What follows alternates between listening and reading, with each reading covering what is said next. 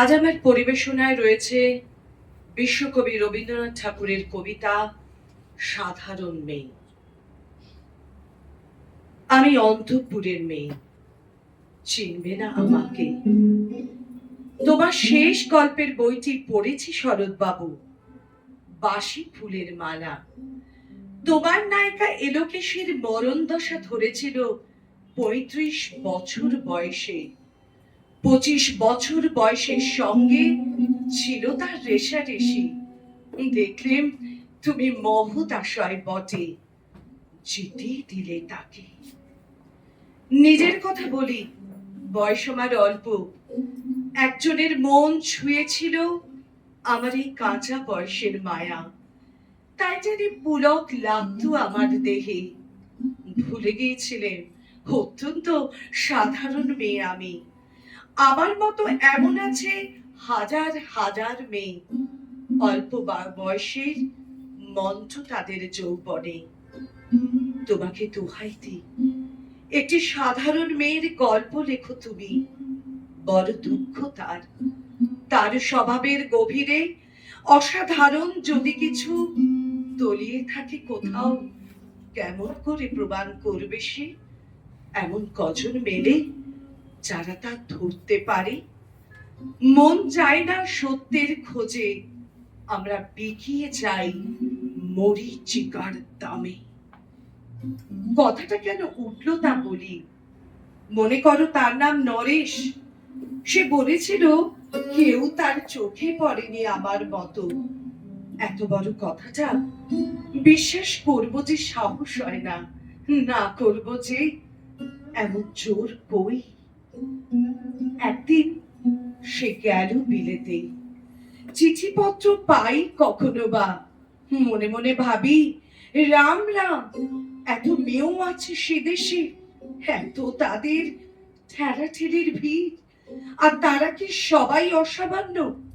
এত বুদ্ধি, এত উজ্জ্বলতা, আর তারা কি সবাই আবিষ্কার করেছে এক নরেশ সেনকে? স্বদেশে যার পরিচয় চাপা ছিল 10-এর মধ্যে। গ্যালোমেরের চিঠিতে লিখেছে লিজির সঙ্গে গিয়েছিল সমুদ্র নাইতে। বাঙালি কবির কবিতা কলাইন দিয়েছে তুলে, সেই যেখানে উর্বশী উঠছে সমুদ্র থেকে।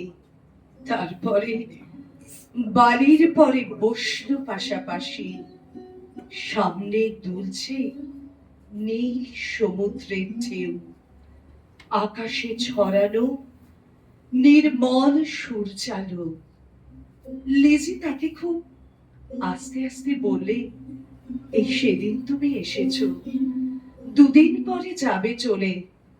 ঝিনুকের দুটি খোলা, মাঝখানটুকু ভরা থাক একটি নিরেট অশ্রুবিন্দু দিয়ে, দুর্লভ মূল্যহীন। কথা বলবার কি অসামান্য ভঙ্গি। সেই সঙ্গে নরেশ লিখেছে, কথাগুলো যদি বানানো হয় দোষ কি, কিন্তু চমৎকার। হিরে বসানো সোনার ফুল কি সত্য? তবুও কি সত্য নয়? বুঝতেই পারছো, একটা তুলনার সংকেত ওর চিঠিতে অদৃশ্য কাঁটার মতো আমার বুকের কাছে বিধি দিয়ে জানায়, আমি অত্যন্ত সাধারণ মেয়ে। মূল্যবানকে পুরো মূল্য চুকিয়ে দিই, এমন ধন নেই আমার হাতে। ওগো না হয় তাই হলো, না হয় ঋণী রইলেন চিরজীবন।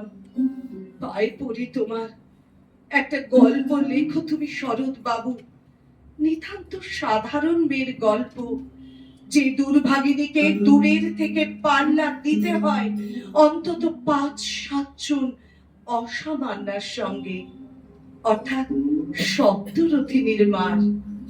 বুঝে নিয়েছি আমার কপাল ভেঙেছে, হার হয়েছে আমার, কিন্তু তুমি যার কথা লিখবে তাকে জিতিয়ে দিও আমার হয়ে। পড়তে পড়তে বুক যেন ওঠে ফুলে, ফুলচন্দন পড়ুক তোমার কলমের মুখে।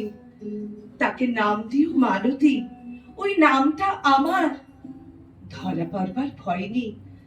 এমন অনেক মালতী আছে বাংলাদেশে, তারা ফরাসি জার্মান জানে না, কাঁদতে জানে। কি করে জিতিয়ে দেবে? উচ্চ তোমার মন, তোমার লেখনী মহীয়সী। তুমি হয়তো ওকে নিয়ে যাবে ত্যাগের পথে, দুঃখের চরমে, শকুন্তলার মতো। দয়া করো আমাকে, নেমে এসো আমার সমতলে। বিছানায় শুয়ে শুয়ে রাত্রির অন্ধকারে যে অসম্ভব বর মাগে, সে বর আমি পাবো না। পাই যেন তোমার নায়িকা। রাখো না কেন নরেশকে 7 বছর লন্ডনে, বারে বারে ফেল করুক তার পরীক্ষায়। আদরে থাক আপন উপাসিকা মণ্ডলীতে। ইতিমধ্যে মালতী পাশ করুক এমএ কলকাতা বিশ্ববিদ্যালয়ে। গণিত হোক প্রথম তোমার কলমের এক আঁচড়ে। আর এইখানেই যদি থামো, তোমার সাহিত্য সম্রাট নামে পড়বে কলঙ্ক। আমার দশা যাই হোক, খাটো করো না তোমার কল্পনা। তুমি তো কৃপণ নাও বিধাতার মতো। মেয়েটাকে দাও পাঠিয়ে ইউরোপে, সেখানে যারা জ্ঞানী, যারা বিদ্যার, যারা বীর, যারা কবি, যারা শিল্পী, যারা রাজা, দল বেঁধে আসুক ওর চারদিকে। শুধু বিদুষী বলে নয়, নারী বলে। ওর মধ্যে যে বিশ্বজয়ী জাদু আছে, ধরা পড়ুক তার রহস্য। মুড়ের দেশ